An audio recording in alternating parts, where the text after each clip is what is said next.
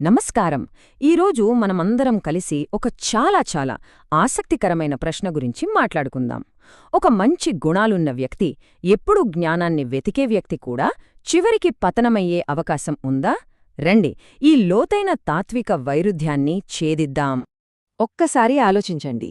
ఒక వ్యక్తి తన జీవితాంతం మంచిగా, ధర్మంగా ఉంటూ, జ్ఞానం కోసం అన్వేషిస్తూ గడిపినా అతని చివరి గమ్యం నరకమయ్యే అవకాశం ఉంటుందా? వినడానికే చాలా వింతగా, అసంబద్ధంగా అనిపిస్తోంది కదూ? కాని దీని వెనుక ఒక పెద్ద ఫిలాసఫీనే దాగి ఉంది. ఈ మొత్తం ఆలోచనకు ఆధారం ఈ ప్రాచీన శ్లోకం. ఇది చాలా సూటిగా, స్పష్టంగా చెబుతోంది, నువ్వు ఎంత మంచి స్వభావంతో పుట్టినా ఒకవేళ పతనం చెందితే నీకు నరకంలో నివాసం ఖాయమని. అసలీ పతనం అంటే ఏంటి? ఒక మంచివాడు ఎలా పతనమవుతాడు? అదే కదాసలు ప్రశ్న. అయితే ఈ ప్రశ్నలకు సమాధానాల కోసం మనమెక్కడికో వెళ్ళక్కర్లేదు. అన్నీ ఈ ప్రాచీన గ్రంథం యొక్క వ్యాఖ్యానంలోనే ఉన్నాయి. ఇప్పుడు మీరు చూస్తున్నారే, ఇదే ఆ అసలు శ్లోకం, దాని వివరణ.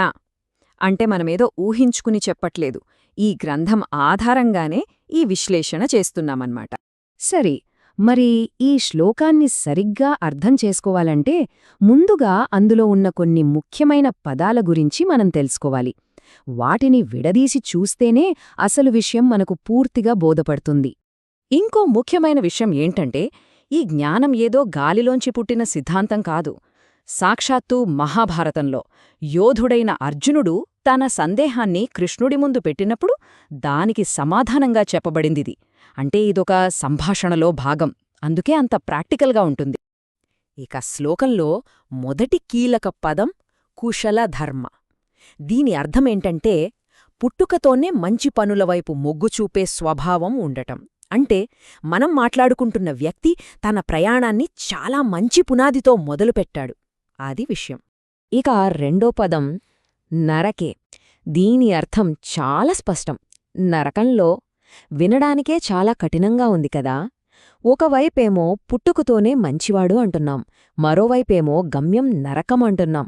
ఈ రెండింటికీ మధ్య అసలేం జరిగింది? అక్కడికే వస్తున్నాం. ఇప్పుడు మనం ఈ తాత్విక చిక్కుముడిలో ఇరుక్కున్న ఆ అన్వేషకుని గురించి చూద్దాం. అసలు అతని ప్రయాణం ఎక్కడ మొదలైంది, ఎలా సాగింది, చివరికి ఎక్కడ దారి తప్పింది? ఒక్కసారి చూడండి, అతని ప్రయాణం మొదలైన తీరు ఎంత గొప్పగా ఉందో. 1, అతను పుట్టుకతోనే మంచి స్వభావమున్నవాడు. 2, అంతటితో ఆగిపోలేదు, ఉన్నతమైన ఆధ్యాత్మిక జ్ఞానం కోసం నిరంతరం వెతుకుతూనే ఉన్నాడు. 3, అతను నడుస్తున్నది కూడా ధర్మమార్గమే.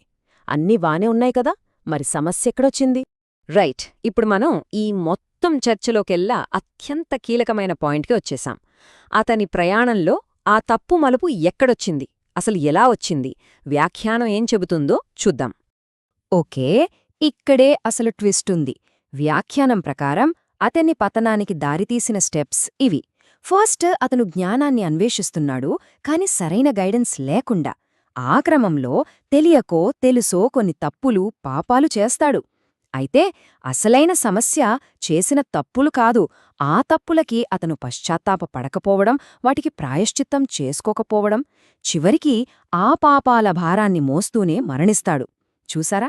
అంటే అతని పతనానికి కారణం కేవలం చేసిన పనులు కాదు, చెయ్యాల్సిన పశ్చాత్తాపాన్ని చెయ్యకపోవడం కూడా. ఈ స్లైడ్ చూస్తే ఆ మార్పు ఎంత దారుణంగా ఉందో అర్థమవుతోంది. ఎక్కడ మొదలుపెట్టాడు, ఎక్కడికి చేరాడు? సద్గుణ స్వభావంతో మొదలైన ప్రయాణం పాపాల భారంతో ముగిసింది. జ్ఞానం కోసం వెతికినవాడు దారి తప్పి పతనమయ్యాడు. మోక్షానికి దారి తీయాల్సిన మార్గం చివరికి నరకానికి బంధించింది. ఎంతటి విషాదం కదా. సరే, ఇప్పటిదాకా కథ అంతా చూసాం. మరి ఈ విశ్లేషణ నుంచి మనం గ్రహించాల్సిన అసలు సారాంశమేంటి? దీని వెనకున్న తాత్విక సందేశమేమిటి? సో మనం నేర్చుకోవాల్సిన అతి ముఖ్యమైన పాఠమిదే. ఒకప్పుడు మనం ఎంత పుణ్యం చేశాం, ఎంత మంచివాళ్లం అన్నది ముఖ్యం కాదు. వర్తమానంలో మనం చేసే తప్పులకి పశ్చాత్తాపం లేకపోతే ఆ పాత పుణ్యాలొచ్చి మనల్ని కాపాడలేవు. ఆ తప్పుల పరిణామాలు అనుభవించాల్సిందే. అంతిమంగా ఈ బోధన కర్మ సిద్ధాంతంలోని ఒక చాలా లోతైన కోణాన్ని మనకు చూపిస్తోంది. మనం చేసే పనులకే కాదు, పశ్చాత్తాపపడటం లాంటివి చేయకపోవడానిక్కూడా ఫలితముంటుంది. అంటే యాక్షన్కే కాదు, ఇన్యాక్షన్కి కూడా పర్యవసానాలు ఉంటాయన్నమాట. వాటినుంచి తప్పించుకోవడం అసాధ్యం.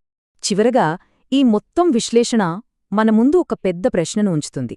ఒకరి జీవితాన్ని అంచనా వెయ్యడానికి ఏది ఎక్కువ ముఖ్యం? జీవితాంతం వాళ్లు కలిగి ఉన్న మంచి ఉద్దేశ్యాలా, లేక జీవితం ముగిసే క్షణంలో వాళ్లు మోస్తున్న పాపాల లెక్క? నిజంగా ఆలోచించాల్సిన విషయమే కదూ.